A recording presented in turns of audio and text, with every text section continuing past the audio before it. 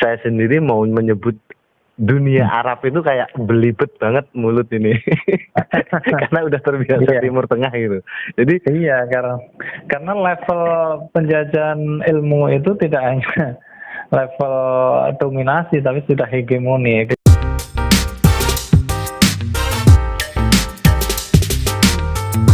Jadi dari pidato Prof waktu pas pengukuhan guru besar kemarin ini, nah itu kan dunia Arab, kajian dunia Arab. Kenapa kok tidak Timur Tengah? Timur Tengah, Prof. Nah itu alasannya apa, Prof? Ya, di situ saya menyebut ya sebetulnya istilah Timur Tengah itu istilah yang lemah, rentan dan sebetulnya tidak kuat, tidak kokoh gitu ya. Misalnya alasannya ya kalau kita di sini kalau nyebut Timur Tengah juga nggak pas ya, harusnya Iya sih, posisi Indonesia di barat kan ya, ini harusnya barat bagian tengah atau barat mana begitu ya. Barat tengah berarti, Prof. Itu bisa kalau kita posisi di sini. Tapi yang paling penting alasannya ya istilah itu memang lahir dari konstruksi orang luar, dari outsider daripada orang dalam. Ya, jadi yang menyebut Timur Tengah itu ya terutama katakan penjajah dulu untuk melihat kawasan itu. Ya dulu nyebutnya serampangan saja. Iya. Orang yang disebut Timur Tengah ya antara Asyarqul Aqsa, Faiz dan Near East. Near East itu sekitar Aljazair, Tunisia, itu Near East, Timur Dekat. Kan dilihat dari Eropa ya. Faiz itu ya sekitar Jepang, Cina dan sekitarnya. Luas sekali berarti. Jadi luas sekali Indonesia ya masuk bisa masuk gitu ya. Iya. Bagian Asia Tenggara lah bisa masuk dalam kawasan Timur Tengah di awal itu. Iya. Karena orang luar dan masih asing dengan kawasan itu, tapi punya kepentingan besar di kawasan itu, dia kan harus memberi sebutan. Nah, sebutannya itu belum ada yang mencakup itu, ya mereka nyebutnya ya ini tidak Near East, juga tidak Far East, tapi disebut Middle East saja lah. Middle East itu. Karena perspektifnya dari barat, orang Eropa lah itu. Iya, jadi ini memang perspektif outsider, nuansanya sangat imperial, itu ya, sangat geopolitis, gitu. Ya tentu terkait kepentingan dan banyak hal. Itu ya menurut saya istilah Timur Tengah itu rapuh lah gitu ya. Sebetulnya rapuh, tetapi karena itu dipakai oleh kekuatan yang besar yang mendominasi dunia saat ini dan konsisten dipakai itu ya akhirnya itu sangat kuat. Nah, kita pun ikut-ikutan pakai kata Timur Tengah, itu menunjukkan memang kita memang terjajah secara ilmu, secara pengetahuan. Secara pengetahuan benar. Kita tidak bisa mengkonstruksikan ilmu dengan kenyataan kita sendiri. Masa nyebut yang di barat kita dengan Timur Tengah itu kan sangat naif ya. Betul. Sampai tadi, Prof. Saya sendiri mau menyebut dunia Arab itu kayak belibet banget mulut ini. Karena udah terbiasa Timur Tengah gitu. Jadi karena level penjajahan ilmu itu tidak hanya level dominasi, tapi sudah hegemoni. Hegemoni itu kan membuat orang yang dijajah itu menjadi nyaman, bangga dan lain sebagainya kan. Ya seperti saya juga sulit pada awalnya untuk menyebut kawasan itu dengan kalau dunia Arab ya sebetulnya yang istilah ini juga sebetulnya tidak betul-betul baru, betul-betul lama ya, tapi ya itu melalui proses, tetapi dia lebih terkait erat dengan Arab, kearaban itu ya, yang memang komunitas besar di kawasan itu menyebut dirinya dengan demikian. Juga orang di sekitarnya menyebut komunitas itu dengan Al-Arab atau Arabi. Arabi itu mufradnya, tunggalnya itu orang Arab. Kalau Al-Arab berarti bangsa Arab. Kearaban itu Urubah. Nah, kata al-alam al-arabi yang nuansanya itu ada nuansa geografisnya, tapi juga mengandung imajinasi kebudayaan dan sosial. Itu memang terminologi yang lebih baru dari kata Arab itu sendiri. Tetapi itu kan berakar pada kata tersebut ya. Jadi ini lebih insider, lebih memang istilah yang digunakan oleh komunitas di kawasan itu sejak lama, dan orang sekitarnya juga menyebut mereka dengan begitu ya, dan bukan sebutan dari kekuatan imperial. Jadi ya meskipun akhirnya orang Arab sendiri pun kemudian juga, orang Arab tadinya nggak kenal dengan istilah Timur Tengah tentunya di awal-awal ya. Iya. Mereka disebut dari Timur Tengah nggak paham, tapi kemudian kan lama-lama juga karena sering dipakai, mereka pun kemudian juga Latah juga. ya akrab juga dengan sebutan itu. Meskipun sampai sekarang tidak, mereka kurang menggunakan istilah itu ya. Oke, jadi kalau saya berikan gambaran sedikit, berarti Timur Tengah ini outsider ke cara pandang dari orang luar, khususnya sebenarnya mana sih Prof? Eropa ya, Amerika, Inggris atau mana? Kalau kita Eropa ya. Ya, itu istilah itu muncul sekitar abad 18-19. Zaman-zaman ya. Ekspansi kemana-mana itu Eropa, benar. Iya, lagi kuat-kuatnya. Lagi kuat-kuatnya. Kekuatan Utsmaniyah itu sudah mulai kedodoran ya di banyak front ya, meskipun ya belum kalah betul, tapi sudah tampak sekali. Ya itu istilah itu dipakai Alfred Tyerman itu ya sama Sir Thomas gitu ya. Oh, itu yang pertama ya Prof ya, yang mencetuskan istilah. Diperkirakan itu yang menulis. Tetapi itu terkait strategi bagaimana mereka menyusun strategi untuk menghadapi geopolitik di kawasan sekitar Iran, Teluk dan sekitarnya. Ya. Sementara untuk dunia Arab sendiri itu lebih dari dalam gitu melihat. Iya, dari dalam. Apa tadi Prof yang untuk orang kawasan itu sendiri, orang kawasan dunia Arab itu menyebut dia, tapi kan mereka juga banyak suku-suku gitu, bangsa-bangsa juga kayak bangsa Persia, terus Mesir, itu kan mereka, apa yang menyatukan mereka Prof? Kalau Prof melihat itu, kalau dunia Arab? Kalau ke Uruba itu memang tidak sederhana yang kita bayangkan ya.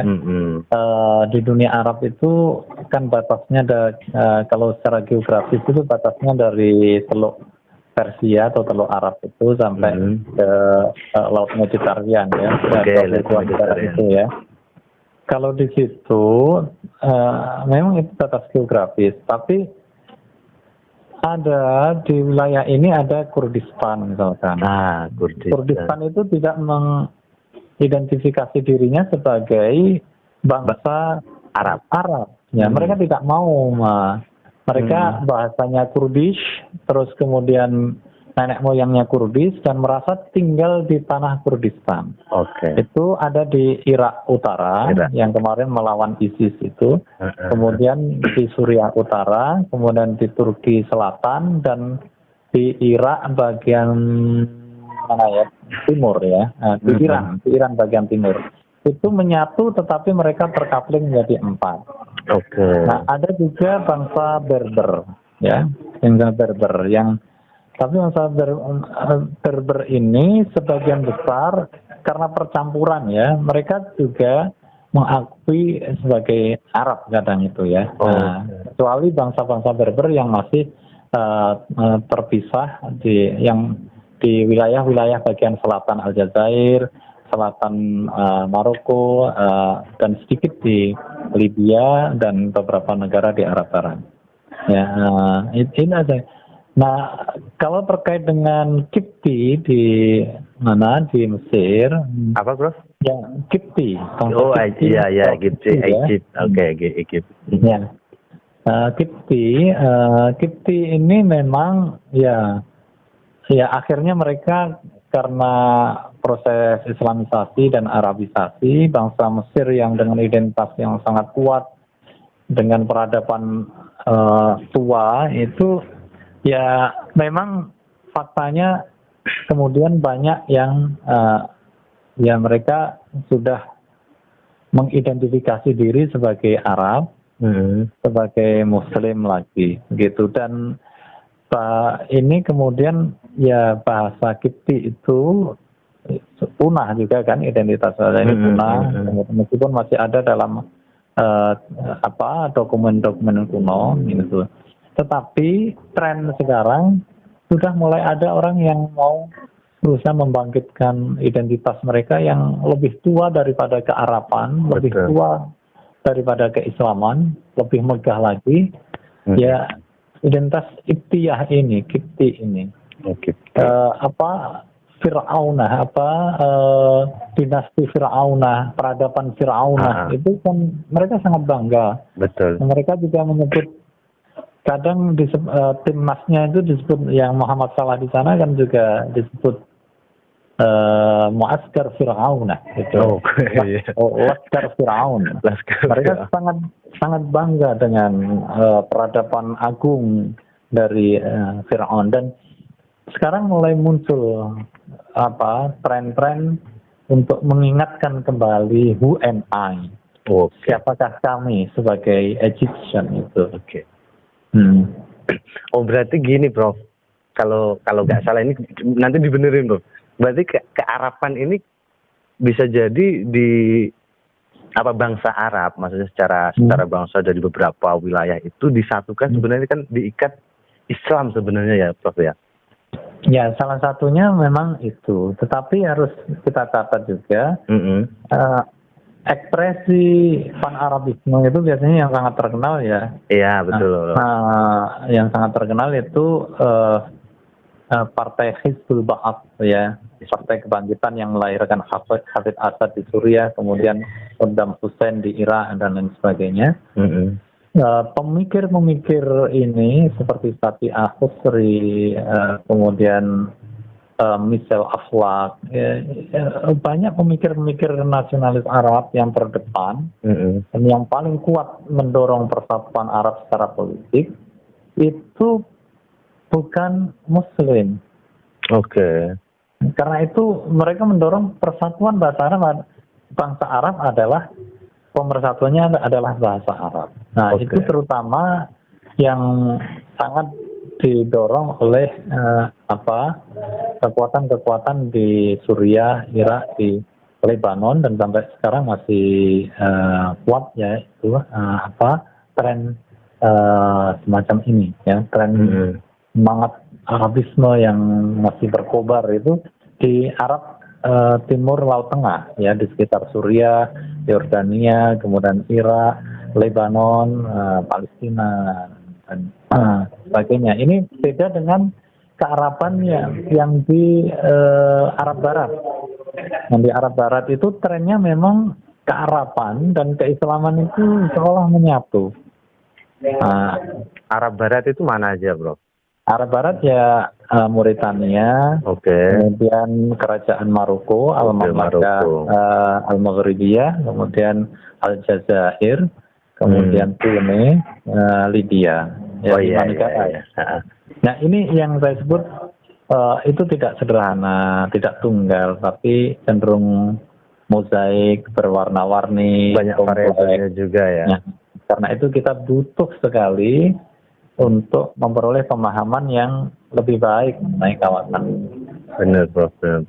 Jadi kearapan itu memang ya tidak bisa hanya dilihat genetik toh. Ya memang aspek genetik ada.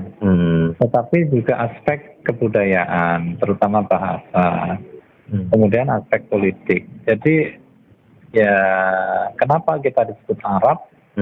Orang mereka Arab karena mereka berbahasa Arab, atau karena mereka keturunan Arab, atau kalau yang disebut dengan konsep ini mengikuti alam Arabi, dunia Arab ini, ya tiga hal itu harus masuk semua pertimbangan dalam identitas kearapan. Kearapan itu identitas kebudayaan, ya. Kearapan itu juga identitas politik, juga persoalan gen, masalah ras dan sebagainya. Tiga hal ini menjadi pertimbangan penting dalam mengkonstruksi kearapan sebagai satu identitas. Oke. Tapi Prof, saya mau tanya nih Prof, untuk dunia Arab yang pandangan Prof dengan Timur Tengahnya negara versi Eropa katakanlah gitu, itu cakupannya mana saja sih Prof? Kalau Prof melihat ini memang ada perbedaan Arab. Cakupan ya. Iya betul. Apakah Somalia masuk juga kategori itu atau enggak? Kalau Prof melihatnya di kajian dunia Arab, secara Somalia nggak menggunakan bahasa Arab sih Prof ini Prof. Iya. Iya. Silakan Prof. Ya memang setelah Timur Tengah itu sebenarnya rapuh yang saya katakan, dan banyak sekali terminologi definisinya yang berbeda antara satu dengan yang lainnya. Definisi Mesir, ada definisi Israel, definisi Amerika, Inggris, definisi Pakistan, negara-negara itu juga punya definisi yang berbeda. Ya, banyak sekali definisi Timur Tengah yang cakupannya itu saling berbeda satu dengan yang lain. Ini ada sekitar mungkin kalau tidak salah 20 mungkin ada ya kalau kita kumpulkan begitu ya, perspektif gitu ya. Nah, kita yang pakai yang umum yang paling banyak digunakan, Timur Tengah itu memang cakupannya lebih luas daripada dunia Arab. Karena di samping 22 negara Arab itu juga masuk di sana adalah Iran, Persia, dan kemudian Turki masuk. Kadang Kiprus dimasukkan, kadang tidak. Kemudian Israel yang berada di jantung dunia Arab di tengah-tengahnya itu juga masuk, ya. Kemudian wilayah yang jadi persoalan yang masalah Djibouti. Di Tanduk Afrika ya, di Tanduk Afrika. Djibouti, kemudian Jazirul Qomar, Komoros, kemudian Somalia, ya. Apakah ini masuk dunia Arab? Secara politik itu clear bahwa mereka bagian dari Al-Jami'ah Al-Arabiyah. Tiga negara ini masuk Jami'ah Arabiyah, masuk Liga Arab, masuk secara politik. Tapi secara kebudayaan dan genetik memang mereka tidak menggunakan, banyak penduduknya tidak menggunakan bahasa Arab, tetapi hanya sedikit saja yang menggunakan itu. Minoritas lah istilahnya. Ya minoritas tapi signifikan ya. Karena kalau lihat kita Somalia itu presidennya selalu orang yang berbahasa Arabnya sangat fasih, ya. Bahasa Arabnya sangat fasih dan cerdas-cerdas. Saya mengikuti beberapa kali wawancara beberapa presiden Somalia. Somalia itu cerdas-cerdas, rata-rata bergelar doktor, gitu ya, dan mereka berani wawancara head to head dengan orang-orang sekelas Qasim, itu ya. Qasim itu seperti Najwanya lah gitu, Najwa tapi plus gitu ya, Najwa tapi lebih dalam lagi, tidak hanya tangkas tapi dalam gitu ya. Itu berani dia berhadapan dengan host-host yang galak kayak gitu. Bayangkan kalau pemimpin kita berat untuk berhadapan head to head untuk bertanya kebijakan loh ya, pertanyaan kebijakan dalam segala hal ya, itu nggak akan berat melawan orang kayak gitu. Presiden Amerika aja saya kira akan kelabakan kalau ini orang Somalia ini berani. Dan itu pakai bahasa Arab yang fasih sekali, ya. Saya sebagai guru bahasa Arab itu sangat menikmati bahasa Arab fuskanya beberapa tokoh di Somalia. Nah, kalau versi Arab sendiri, bangsa Arab dunia Arab sendiri itu sebenarnya mencakup mana, Prof? Kalau Prof sendiri melihatnya gitu. Ya, kalau dunia Arab ya Apa? Itu saja.